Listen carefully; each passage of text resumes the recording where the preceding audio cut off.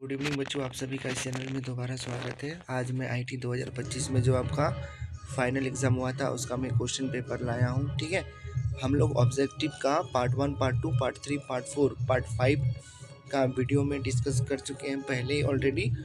आज ये आपका आईटी का पार्ट 6 वीडियो है। ठीक है, इसमें हम लोग 2025 में जो आईटी का फाइनल एग्ज़ाम हुआ था उसका सही हम लोग सब्जेक्टिव देखेंगे, क्वेश्चन के साथ आंसर भी। एग्ज़ाम में आईटी का रिपीटेड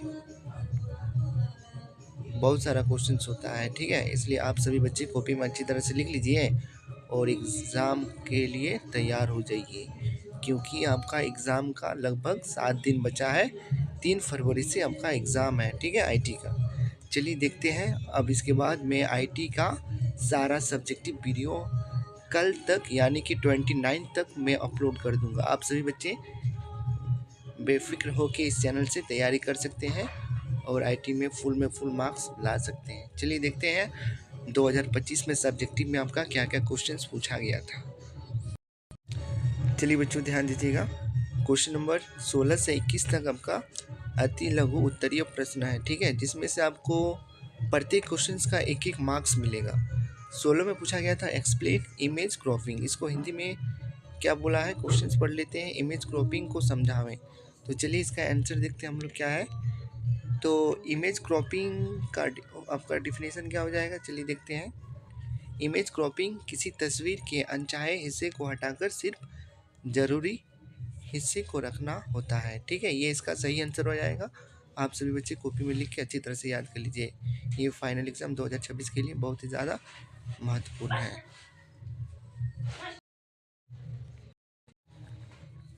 पीछे आपका सरस्वती पूजा विसर्जन होने के कारण डीजे का साउंड आ रहा है। आप सभी बच्चे थोड़ा मैनेज कर लीजिएगा। ठीक है, क्वेश्चन नंबर 17 आपका पूछा है आईटीएस का मतलब क्या होता है। What does ITS stands for. ठीक है, यानी कि आईटीएस का फुल फॉर्म पूछा है। तो आईटीएस का आपका फुल फॉर्म होता है इंफॉर्मेशन टेक्नोलॉजी अनेबल्ड सर्विसेज। ठीक है, इसको हिंदी से हम लोग बोलते हैं सूचना प्रौद्योगिकी आधारित सेवाएं। ठीक है, क्वेश्चन नंबर 8 में आपको पूछा है what is database management system. Database management system क्या है। तो डेटाबेस मैनेजमेंट सिस्टम क्या है आपका, चलिए देखते हैं। तो डेटाबेस मैनेजमेंट सिस्टम जो है डेटा को मैनेज करने वाला सॉफ्टवेयर है।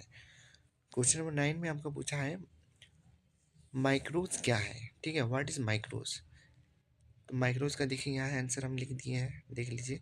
जब हम कंप्यूटर पर कोई एक ही काम को बार बार करते हैं तो माइक्रो उस काम को रिकॉर्ड करके बाद में एक क्लिक में पूरा कर देता है। समझ गए। चलिए हम लोग देखते हैं क्वेश्चन नंबर 20 में क्या पूछा है। 20 में आपको पूछा है किन्हीं दो डीबीएमएस सॉफ्टवेयर का नाम लिखिए। Name any two DBMS software. तो दो सॉफ्टवेयर का नाम क्या क्या है। पहला नाम है आपका MOISQL और दूसरा नाम है आपका RDBMS। ठीक है, चलिए हम लोग देखते हैं किस में क्या पूछा है आपका what is status bar. Status bar क्या है। तो स्टेटस बार जो है आपका वर्तमान स्थिति की जानकारी देखने वाली पट्टी। ठीक है, चलिए अब हम लोग आ जाते हैं खंड सी में। खंड सी में आपको एग्ज़ाम में प्रत्येक क्वेश्चन का 3 अंक मिलेगा। समझ गए। 22 से 25 तक आपका एग्ज़ाम में रहेगा। तो 22 में आपको पूछा गया था पहला question what is difference between style and templates. ठीक है, स्टाइल और टेम्पलेट के बीच क्या अंतर है। तो इसका भी हम आंसर बना दिए हैं, आपको हम अभी दिखा देते हैं। आप सभी बच्चे कॉपी में अच्छी तरह से लिख लीजिए और एग्ज़ाम के लिए तैयार हो जाइए। 3 फरवरी को आपको जाना है एग्ज़ाम सेंटर। ठीक है, चलिए इसका आंसर हम आपको दिखा देते हैं। स्टाइल और टेम्पलेट के बीच अंतर क्या है। तो आपको इसी तरह से एग्ज़ाम में भी लिखना है। एक तरफ बिंदु लिखना है, एक तरफ स्टाइल लिखना है, एक तरफ टेम्पलेट लिखना है। ठीक है, तो टेम्पलेट का आपका परिभाषा क्या हो जाएगा, देखिए यहाँ इधर लिखा हुआ है। ठीक है, पूरा रेडीमेड डॉक्यूमेंट लेआउट। ठीक है, और स्टाइल का क्या हो जाएगा, टेक्स्ट की फॉर्मेटिंग का सेट। ठीक है, दायरा, इसका दायरा कितना है, रेंज कितना है, केवल टेक्स्ट पर लागू। ठीक है, टेम्पलेट का पूरा क्या काम है, दायरा कितना है, पूरा दस्तावेज पर लागू। ठीक है, स्टाइल का उपयोग हम लोग कहाँ करते हैं? फ़ॉन्ट, रंग, साइज, स्पेसिंग आदि बदलने में करते हैं, ठीक है। जबकि टेम्पलेट का हम लोग कार्य कहाँ करते हैं, उपयोग कहाँ करते हैं? नया डॉक्यूमेंट जल्दी बनाने के लिए। चलिए अब हम लोग देखते हैं 23 नंबर में आपका क्या पूछा है। 23 में आपका पूछा है what are the 2 ways of refreshing cells in other worksheet, ठीक है। 23 में आपका पूछा है इन सॉफ्ट वर्कशीट में सेल्स को संदर्भित संदर्भित करने के दो तरीके क्या है, ठीक है। थोड़ा आवाज़ मेरा तबीयत खराब होने के कारण आवाज़ थोड़ा ये आएगा, ठीक है। चलिए देखते हैं इसका आंसर क्या है आपका। अन्य वर्कशीट के सेल को संदर्भित करने के दो तरीके हैं, ठीक है। पहला जो है आपका सेट नेम के साथ सेल रेफरेंस।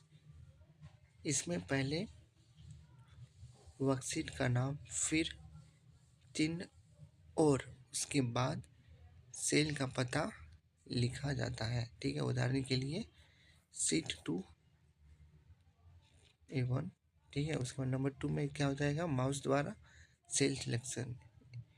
इसमें फॉर्मूला लिखते समय दूरी वर्कशीट पर जाकर सीधे माउस से सेल पर क्लिक किया जाता है और उसका संदर्भ अपने आप जुड़ जाता है। ये क्वेश्चन आपका एग्जाम के लिए इम्पोर्टेंट है, आप सभी बच्चे इस क्वेश्चन को जरूर याद कर लीजिएगा। चलिए हम लोग देखते हैं 24 में आपका क्या पूछा है।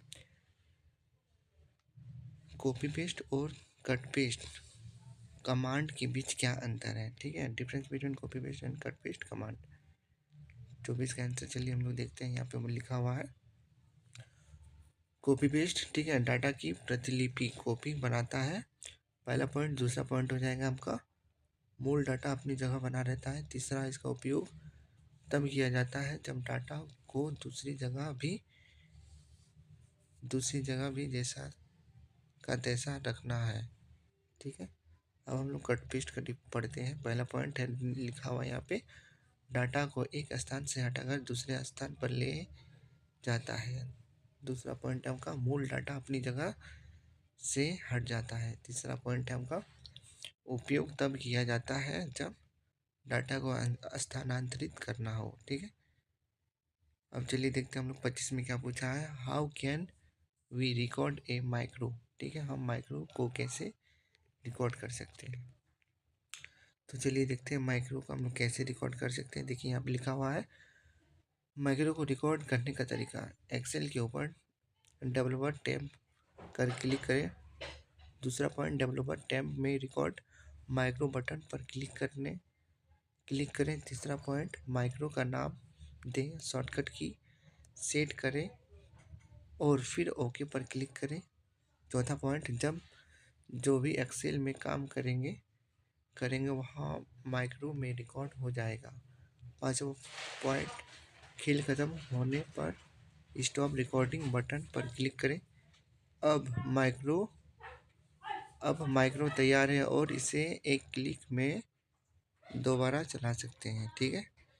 चलिए अब हम लोग सेक्शन डी में पहुंच गए। लॉन्ग क्वेश्चंस 2 बनाना है आपको एग्जाम में। चलिए बच्चों ध्यान दीजिएगा, मैं आपको जल्दी जल्दी दिखा देता हूँ। आप सभी बच्चे इसका स्क्रीनशॉट खींच के याद कर लीजिएगा, ठीक है। समय कम है और वीडियो भी आपका ज़्यादा लंबा आ रहा है, देख लीजिए इधर। ये है 26 का आंसर, ये आपका 27 का आंसर।